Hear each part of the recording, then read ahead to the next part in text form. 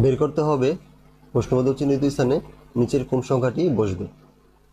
আমরা যদি প্রথম সিকোয়েন্সটির দিকে লক্ষ্য করি তাহলে দেখতে পাবো 9 থেকে 1 বিয়োগ করলে বিয়োগফল হয় 8 এবং 8কে যদি স্কোয়ার করি তাহলে ফলাফল হয় 64, যা দ্বিতীয় পার্টের সাথে মিলে যায়।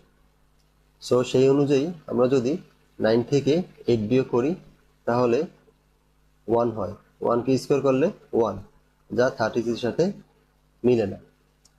6 থেকে 1 বিয়োগ করলে বিয়োগফল হয় 5, 5কে স্কোয়ার করলে 25 হয়, তাও এর সাথে মিলে না।